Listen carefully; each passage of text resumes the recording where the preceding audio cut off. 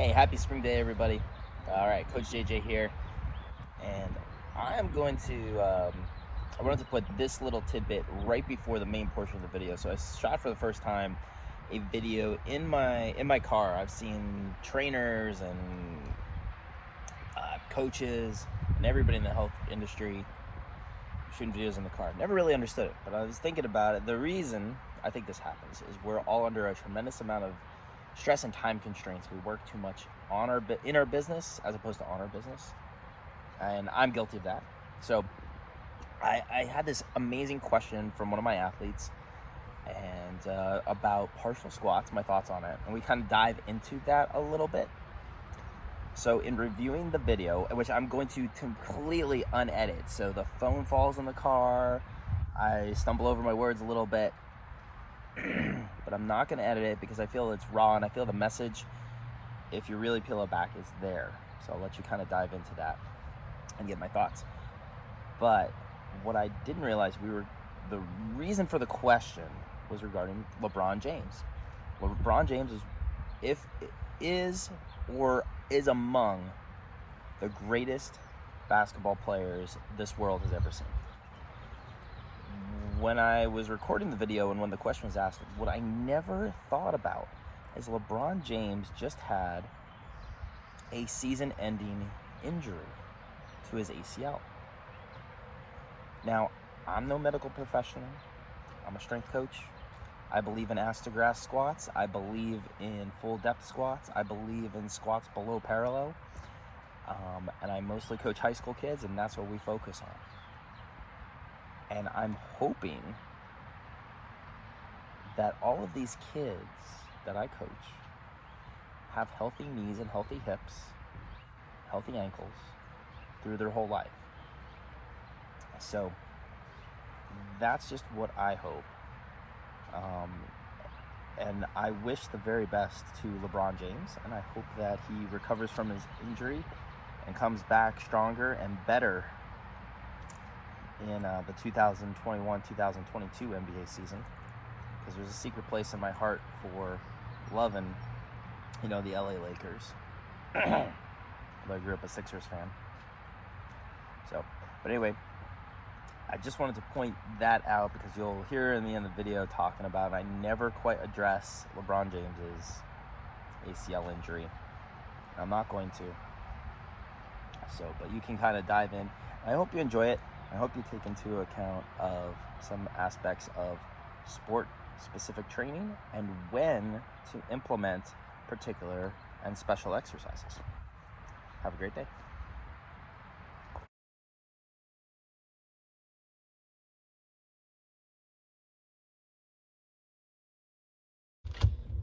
All right. See a lot of guys doing these videos of them driving around, maybe doing an Instagram live, maybe something else. I don't know. Just trying to get it all lined up. Guess it's something to do when you're just driving around in the car. You can talk to yourself and then record it and put it up later. Who knows what it's going to look like? I'm probably going to look like I'm in Britain on that side of the car, or maybe it's this side of the car. I don't know. I'm always going to get it wrong. I don't understand mirrors. They're complicated.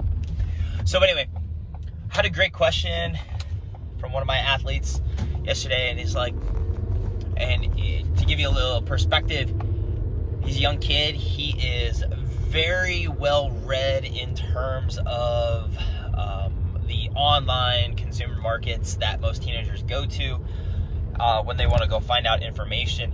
I think if he was alive and well in my day and age, and I'm only 40-ish, if he was around my age, he'd be going to the Encarta Encyclopedia.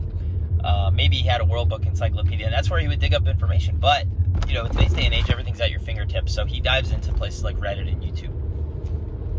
He's got an interest in Olympic weightlifting, so I have him on an Olympic weightlifting program. I'm developing it myself, and we're pulling it straight out of USA Weightlifting's athlete development prep. His strength numbers are not rock star numbers. They're I'd say he's pretty strong. He's got a clean and jerk that's over his body weight. I mean, shit, that's pretty damn good, for anybody. So, he's moving. He's making gains. Well, anyway, he comes to me and he says, "Hey, what are your thoughts about partial squats?" And I love this question. I love questions like this. It's very, there's always something behind it. And so I said, well, you know what? It depends. It depends on what we're going for. I was like, if I have and this was my response. I said, if I've got an athlete who is, number one, if they are a track and field athlete at the high school level, and they're competing in sprints, long jump, triple jump, high jump, maybe even pole vault, maybe. I don't know. The pole vault is let's fix that. All right. So the pole vault's a mystery to me, but we'll get into that another day. But if they're a jumper and if they're a sprinter, I would have them perform partial squats probably the last 6 weeks heading into the season, in addition to performing front squats or Zercher squats, depending on their mobility, and probably a back off day with goblet squats for repetitions, because you got to have strong legs to perform in track and field, especially at the high school level. And that's actually what a lot of high school track and field athletes lack, is they can run, but at the end of the day, their legs they're not powerful. So full squats is what's going to gain you that power. Now, here's the big caveat, because there's always an idea. So would I prescribe partial squats? Yes, absolutely. Then he followed up, is like, well, what about, for explosive? I said, for explosive power, for jumping ability. He said, well, what about like the power clean? And I said, well, the power clean would be number one. I said, but it would be dependent upon the athlete. If I've got them for a longer cycle where I can teach them the power clean, because it takes a little bit of time for form to get dialed in, and for them truly to use the power clean to its full advantages as a explosive tool for an athlete to become a better jumper and a faster sprinter. And if they don't have that time frame, we've got to use what's available, and maybe the partial squat is the best bang for your buck. And then he followed up, he's like, well, LeBron James doesn't use the Olympic lifts. He doesn't use full squats, he does partial squats. I said, well, one thing you got to remember about LeBron James, one, he is a phenomenal world-class athlete. He is also 36 years old. And he's playing high-level basketball for 18 years at the NBA level. He's got a lot more mileage than even myself have on my knees. I wear knee sleeves or knee wraps whenever I'm doing any type of lower body, and that's probably new over the last 2 years, because my knees like it. If I'm LeBron James, well, you can't wear knee sleeves or knee wraps in a game. Maybe you have a knee support, and maybe you might wear that if you're training. I don't know. I'm not LeBron's trainer. But how I kind of have said it is, LeBron James came from high school to the pros, and the professional athlete, they're going to learn Olympic lifts most likely one of two ways. The number one way is they go out and they hire a strength and performance coach that has a Olympic weightlifting background. They will learn how to power clean. That's an individual, but that is their personal coach. And it's got to be the same philosophies. They also will learn the power clean or the power snatch or any of the Olympic lifts if they go to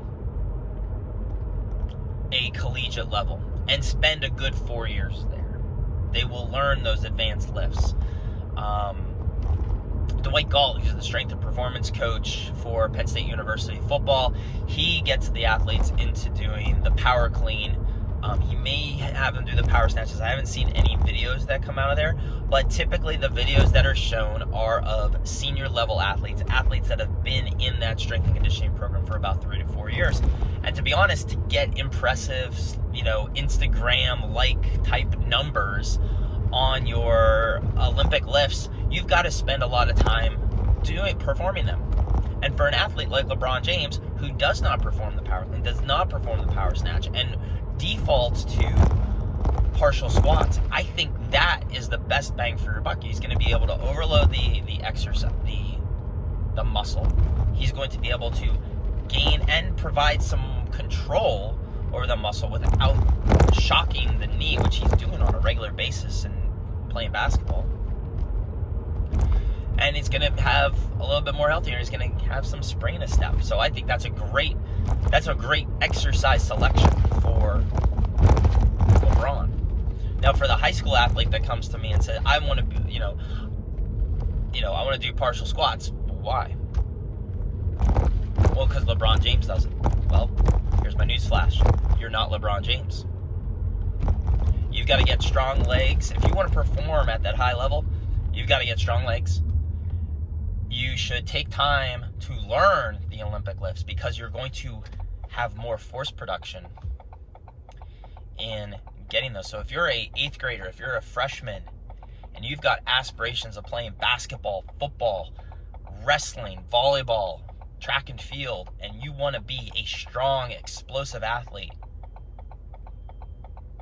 go out, find a coach that you see eye to eye with, or even not so eye to eye. Somebody's going to work you and make you sweat and hold you to high standards.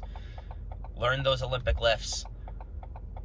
Learn how to squat deep and tight and build up those nice strong legs. And you're going to have a higher level of health and a better athletic career, whether it spans only through 4 years of high school or whether it carries over into college or even the pros. So that's all I've got for me today. This is Coach JJ from 495 Strength and Performance. DM me below with Jump Higher if you want some coaching. Smash that like button. Send me a follow. More good stuff coming your way. So thanks so much, and you have yourself a great day. Car ride video number 1. Peace out.